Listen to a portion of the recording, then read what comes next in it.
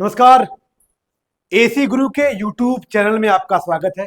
और एक बार फिर आज बहुत ही बेमिसाल और जानदार वीडियो मैं लेकर आया हूं दोस्तों।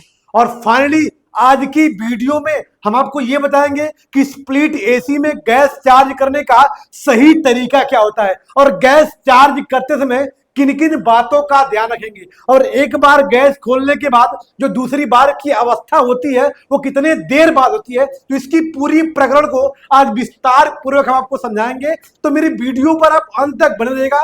और स्प्लिट एसी में कौन सी गैस पड़ती है, उस गैस को डालते समय क्या सावधानियां बरती जाती है, उसमें लाइट कटेगी तो क्या समस्या आएगी, बीच में लाइट रहेगी तो क्या समस्या आएगी, गैस अधिक डालेंगे तब क्या समस्या आएगी, मतलब इसकी पूरी जानकारी आपको बताएंगे। तो मेरी वीडियो पर आप अंत तक बने रहिएगा और स्प्लिट एसी के गैस चार्जिंग की प्रक्रिया को अच्छे से समझिएगा। तो आइए फटाफट वीडियो को स्टार्ट कर रहे हैं। जैसा कि आप देख पा रहे हो दोस्तों, ये हमारा इंडोर है जो कमरे में होता है।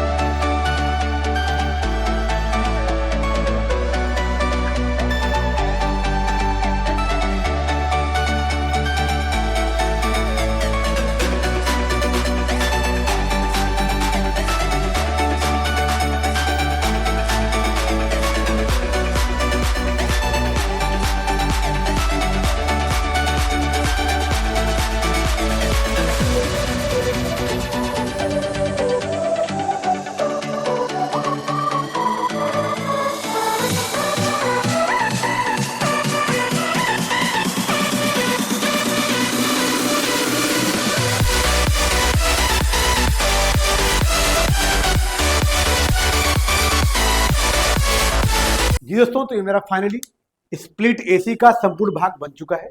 इसमें आज हम क्या करेंगे, इसमें गैस चार्ज करने की जो प्रक्रिया होगी, जो विधि होगी, उसको आपको बताएंगे हम दोस्तों। आपको ये भी पता होगा दोस्तों कि किसी भी सिस्टम को वैक्यूम करने के बाद अगली प्रक्रिया जो हमारी थी वो गैस चार्जिंग की थी।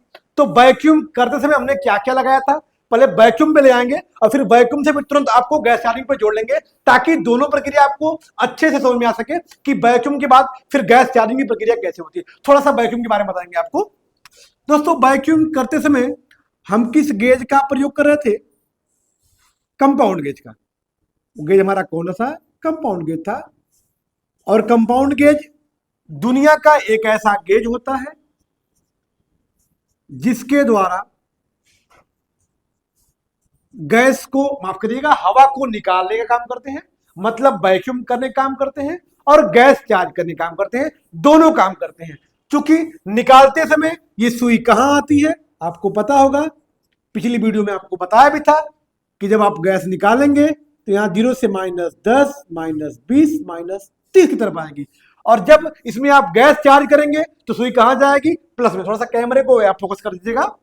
जब आप गैस चार्ज करेंगे तो सुई कहां जाएगी, 10 20 40 60 80 100 120 240। मतलब जब गैस चार्ज करेंगे तो सुई यहीं से कहां जाएगी, प्लस में जाएगी, मतलब ऊपर जाएगी। और जब आप वैक्यूम करेंगे, हवा को निकालेंगे, तो सुई यहां से कहां आएगी, नीचे। इस गेज का नाम क्या होता है, कंपाउंड गेज। इस गेज का नाम क्या होता है दोस्तों, कंपाउंड गेज। और वैक्यूम करते समय क्या लगा था, वर्कशॉप कंप्रेसर लगा था।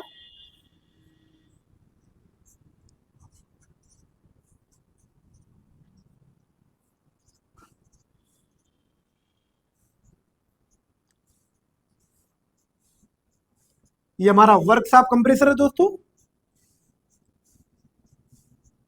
वर्कशॉप कंप्रेसर की दो लाइनें हैं, जिसका एक का नाम होता है सक्शन लाइन और दूसरे का नाम होता है डिस्चार्ज लाइन। और चार्जिंग लाइन जो होती है हमेशा ये बंद रहती है, क्योंकि इसका किसी से कोई लेना देना नहीं होता है। बस गैस चढ़ाने के लिए या गैस निकालने के लिए दो पाइपों का इस्तेमाल किया जाता है, जिसमें एक सक्शन होती है, दूसरा डिस्चार्ज होती है। तो वैक्यूम करते समय ये हमारा सिस्टम का कंडीशन क्या था दोस्तों, जो कंपाउंड गेज की पाइप थी ये कहां लगेगी, चार्जिंग लाइन में लगेगी। जो कंपाउंड गेज की पाइप थी ये चार्जिंग लाइन में लग जाएगी। और जो वर्कशॉप कंप्रेसर की जो सक्शन लाइन थी ये कहां जुड़ जाएगी, ये हमारे कंपाउंड गेज में जुड़ जाएगी। वर्कशॉप कंप्रेसर की जो सक्शन लाइन होगी ये हमारे कंपाउंड गेज से जुड़ जाएगी। क्या हो रहा था उस अवस्था में, जब इसको ऑन किए थे तो कंप्रेसर, वर्कशॉप कंप्रेसर क्या कर रहा था, सक्शन लाइन से अंदर की हवा को खींचकर और डिस्चार्ज लाइन के माध्यम से बाहर फेंक रहा था। हमको पता कहे चले कि हमारी अंदर की सारी हवा बाहर निकल गई है जब कंपाउंड गेज की सुई 0 से उठकर कहां पर आ गई थी, -30 पे आ गई थी। तो हम समझ लिए थे कि हमारे अंदर से, मतलब सिस्टम के अंदर से हमारी सारी हवा बाहर निकल गई थी। अब क्या करेंगे, इस हवा को निकलने के बाद पहला काम करेंगे आप कि इस हैंडल को कस दीजिएगा। लेकिन कब कसेंगे, जब हमारे कंपाउंड गेज की सुई -30 पे आ जाएगी तो स्प्लिट एसी के सिस्टम का वैक्यूम पूर्ण बना जाएगा। और जैसे ही सिस्टम का वैक्यूम पूर्ण होगा तुरंत सबसे पहला काम क्या करेंगे कि कंपाउंड गेज के हैंडल को आप कस देंगे। और कंपाउंड गेज के हैंडल को क्यों कसेंगे, क्योंकि अब यहां से हम क्या करेंगे, अपने वर्कशॉप कंप्रेसर को खोलेंगे दोस्तों। अब यहां से अपने वर्कशॉप कंप्रेसर को हम खोलेंगे। क्यों खोलेंगे, क्योंकि इसके स्थान पे अब गैस का बॉटल कसेंगे। गैस का बॉटल कौन सा होगा, आपको पता होगा दोस्तों कि स्प्लिट एसी में डाली जाने वाली गैसों का नाम क्या होता है। सारी गैसों का नाम आपको बता दे रहा हूं। R22 पड़ जाएगी, R32 मिल जाएगी, 410 मिल जाएगा, 502 मिल जाएगी। ये सारी गैसें कहां डाली जाती है, स्प्लिट एसी में डाली जाती है और विंडो एसी में डाली जाती है। आप देख पा रहे होंगे ये हमारे गैस का बाटला है। एक बार फिर हम गैसों का नाम रिपीट करना चाहेंगे दोस्तों। विंडो एसी में व स्प्लिट एसी में डाली जाने वाली गैसें R22, R410, R502 और R32 जो इस समय अधिक डाली जा रही है। और ये अधिकांश आपको इन्वर्टर और नॉन इन्वर्टर दोनों डाली जा रही है। तो अधिकांश इसमें R32 पड़ रही है गैसें। तो ये हमारे गैस का बाटल है। ये गैस कौन सी है, R22, R32, R410, R502। ये सारी गैसें हमारे विंडो एसी में और स्प्लिट एसी में डाली जाती है। अब आते हैं, इस पाइप को कहां से खोला गया था, वर्कशॉप कंप्रेसर के सक्शन लाइन से खोला गया था। सक्शन लाइन से खोलकर जब तक आप बॉटल में कसेंगे तब तक इस पाइप में क्या चली जाएगी, बाहरी हवा चली जाएगी। इस पाइप को हमने कहां से खोला था, वर्कशॉप कंप्रेसर के सक्शन लाइन से खोला था। क्योंकि सक्शन लाइन से खोल के अब सिस्टम में क्या करना था, हमको गैस डालना था। तो कहां कसेंगे, गैस के बाटल में कसेंगे। अब गैस के बाटल में तो हमने कस दिया, लेकिन याद रहे मेरे दोस्त, इन पाइपों में बाहरी हवा चली गई है। इन पाइपों में बाहरी हवा चली गई है तो इस हवा को निकालने का प्रयास करेंगे, मतलब बाहर निकालेंगे। यदि हवा को बाहर नहीं निकालेंगे, ये छोटी सी हवा, थोड़ी सी हवा अगर अंदर चली जाएगी तो हवा और गैसें दोनों आपस में मिलकर 32 डिग्री फ़ारेनहाइट पर पाइपों के अंदर बर्फ बन जाएगा। और जब पाइपों के अंदर बर्फ बन जाएगा तो गैस का बहाव रुक जाएगा, जिससे आपका सिस्टम मॉइस्चर चोक हो जाएगा। इसलिए जो भी बची खुची हवा होती है, सारी हवा को पूरा प्रयास रहता है कि इसको बाहर निकाला जाए, अन्यथा आपका सिस्टम चोक हो जाएगा। तो उस बची खुची हवा को बाहर कैसे निकालेंगे, हमने बॉटल को उल्टा कर लिया है। क्योंकि आपको हमने पहले भी बताया है कि जब भी किसी भी सिस्टम में गैस डालिएगा तो हमेशा बॉटल को उल्टा कर लीजिएगा। उल्टा करने से फायदा ये होता है कि जो हमारी अच्छी गैसें होती हैं नीचे आके बैठ जाती हैं, जो खराब गैसें, खराब का मतलब जो हवा होती है, कार्बन डाइऑक्साइड होती है, वो ऊपर होती है। तो यहां से खोलेंगे तो कौन सी गैस आएगी, अच्छी गैसें जाएंगी। यदि आप बॉटल को सीधा करके डालते हैं तो सीधा करेंगे तो जो अच्छी गैसें होंगी आपकी नीचे बैठ जाएंगी, और जो हवा होगी, जो कार्बन डाइऑक्साइड होगा, उसको ऊपर हो जाएगा। तो पहले खोलेंगे तो पहले कौन सी गैस जाएगी, एयर जाएगा, जिससे आपका सिस्टम बेहतर कार्य नहीं करेगा। इसलिए दुनिया के किसी भी सिस्टम में आप गैस डालिएगा तो हमेशा बॉटल को उल्टा कर लीजिएगा, ताकि अच्छी गैसें हमारी नीचे आके बैठ जाती है और जो खराब होती है, जो एयर वाली होती है, वो ऊपर होती है। तो बॉटल को हमने उल्टा कर लिया।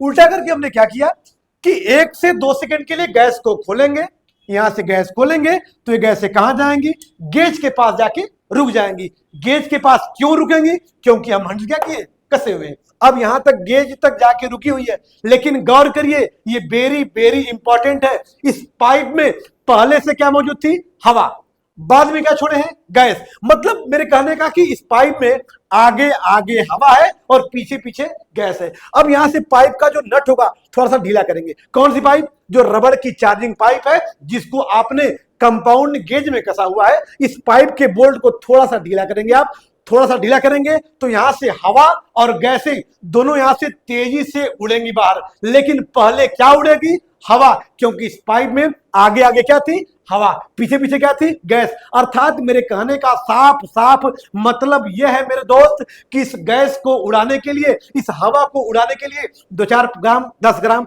हमारी गैसें भी नुकसान होती है, लेकिन पूरी पाइप की हवा यहां से बाहर निकाल देते हैं। और जैसे हवा यहां से बाहर निकाल देते हैं, फिर उसके बाद क्या करते हैं, अब अपने कंप्रेसर को चालू करते हैं। किस कंप्रेसर को, स्प्लिट एसी के कंप्रेसर को चालू करते हैं। चालू करके अब हैंडल क्या कर देंगे, हम खोल लेंगे। कौन सा हैंडल, कंपाउंड गेज का हैंडल।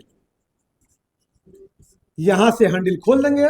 खोलने के बाद अब बाटल के पास आएंगे। कहां पे, जो हमारा गैस का बाटल है उसके पास आएंगे। अब यहां से 1 से 2 सेकंड, 3 सेकंड, 4 सेकंड के लिए गैस खोलेंगे और खोलकर तुरंत उसको बंद कर देंगे। बंद करने के बाद 1 मिनट, 2 मिनट, 3 मिनट के लिए रुक जाएंगे। मतलब रुक रुक के गैस चालू करेंगे। 2 मिनट के बाद फिर बाटल के पास आएंगे, 1 से 2 सेकंड, 3 सेकंड के लिए खोलेंगे, फिर कर देंगे। मतलब अपने सिस्टम में हम रुक रुक के गैस छोड़ते हैं। और अपने सिस्टमों में चाहे वो विंडो एसी हो या स्प्लिट एसी, याद रखना मेरे दोस्त, जितना थोड़ी थोड़ी गैस आप डालेंगे उतना आपका सिस्टम सेफ रहेगा, आप सेफ रहेंगे, आपका सिस्टम बेहतर रूप से कार्य करेगा।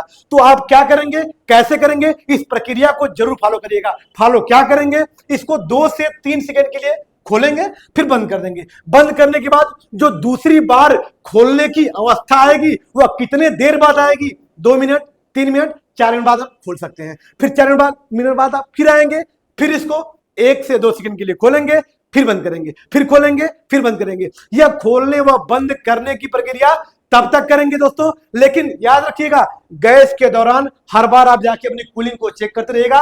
और जब आपके एवापोरेटर से, मतलब इंडोर से संतोषजनक कूलिंग आना शुरू हो जाएगी तो यहां से आप गैस डालना बंद कर दीजिएगा। और गैस डालना बंद करने के बाद इस गेज को आप कस दीजिएगा, माफ करिएगा, इस हैंडल को कस दीजिएगा। हैंडल को कस के पाइप को यहां से खोल लीजिएगा। तो ये रहा हमारा स्प्लिट एसी में गैस डालने की विधि। तो यदि मेरी वीडियो आपको अच्छी लगी हो या मेरे चैनल पे आप नए हैं तो चैनल को लाइक, सब्सक्राइब और बेल आइकन दबाना न भूलिएगा, ताकि ऐसी ऐसी ब्लॉकबस्टर वीडियो अपलोड हो तो सबसे पहले आप तक पहुंच सके। फिर मिलते हैं नेक्स्ट वीडियो के साथ, तब तक के लिए धन्यवाद दोस्तों।